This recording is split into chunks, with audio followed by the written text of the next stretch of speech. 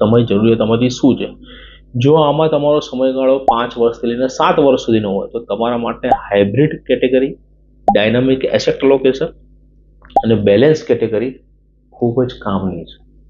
વધારે વળતર મેળવવા માટે વધારે જોખમ ઊભું ના કરતા, નહીં તો જરૂર પડશે તો પૈસા માઇનસ થયેલા જોવા મળશે. અને જો તમારો સમયગાળો 10 વર્ષથી લઈને 15 વર્ષ સુધીનો હોય તો તમારા માટે large cap, mid cap, small cap, multi cap અને ફ્લેક્સી કેપ કેટેગરી પણ ચાલે. પણ હવે સમય બદલાયો છે. લાર્જ કેપ, મિડ કેપ અને સ્મોલ કેપનું એક્સપોઝર એક જ ફંડની અંદર તમને મળતું હોય તો શું કરવા વધારે ફંડ લેવાના? એક મલ્ટી કેપ કેટેગરીનું ફંડ લઈ લો ને ફ્લેક્સી કેપ કેટેગરીનું ફંડ લઈ લો, એટલે પૂરું થઈ ગયું હોય. બરાબર. બહુ બધા ફંડ લેવાથી બહુ બધી તકલીફો ઊભી થાય છે. શું તકલીફ ઊભી થાય તમને અંતમાં કહું.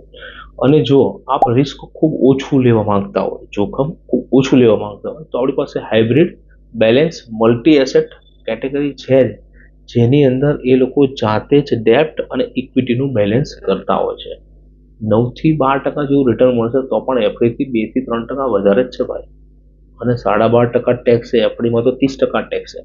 વધારે વળતર મળવું જ જોઈએ એ પાક્કું છે, પણ જેટલું વધારે વળતર મળશે એટલું જ વધારે જોખમ આવશે એ પણ પાક્કું છે. આટલું યાદ રાખજો. વારંવાર ફંડ બદલશો રહેશો તમે તો ટેક્સેશનના દાયરા